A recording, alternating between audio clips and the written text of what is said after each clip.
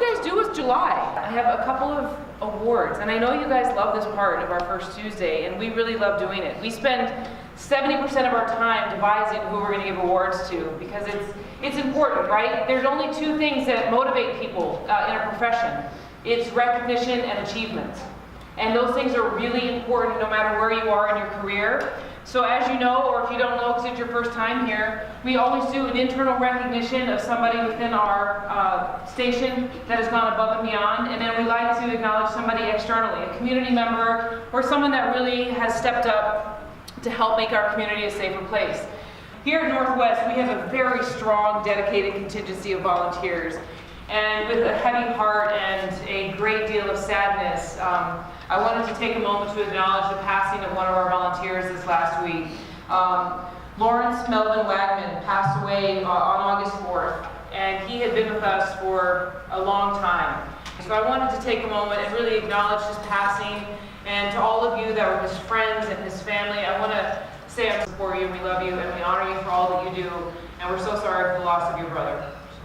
All right, so tonight our topic is sexual assault. And Lisa McAllister is agreed to be our speaker tonight. And she had a really fancy title that I didn't have enough room to write down, so she said, just say it for the Rape Crisis Center.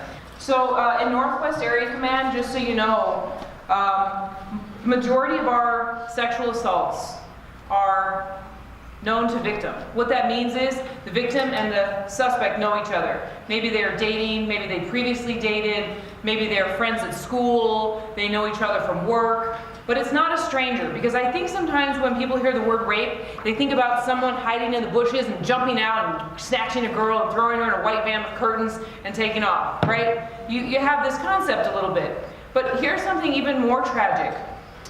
Year to date, 29 of our rapes, family members. Family members.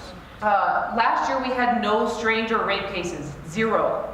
And this year we've had 3. And 2 of them were like, well, I kind of knew them, but I wasn't sure. I'd seen them around. So they weren't really the jumping out of the bushes and grabbing the person they didn't know case. So that means we need your help more than ever, right? That means this is something beyond taking a kung fu class or buying a taser or some pepper spray. We're talking about how do we get to the real root of this problem and affect change in our community. Let's first talk about the problem here in Las Vegas. It is very, very difficult to get firm statistics because sexual assault is one of the least reported crimes. And there's a lot of reasons for that.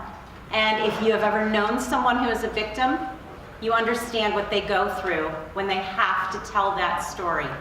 Some of them just can't do that. As a matter of fact, the best research that we have says that approximately 70% of sexual assaults are not reported to police. The essential elements of a sexual assault are, first of all, a penetration, the entering of a bodily opening in a sexual manner, without consent, and we're going to talk more about that, and with or without force. So going back to that myth that people have, that it's a stranger who jumps out of the bushes and grabs someone and physically forces them down.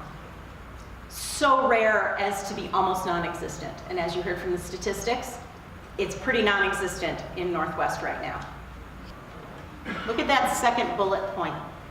The number of children who are sexually assaulted in this country is astonishing.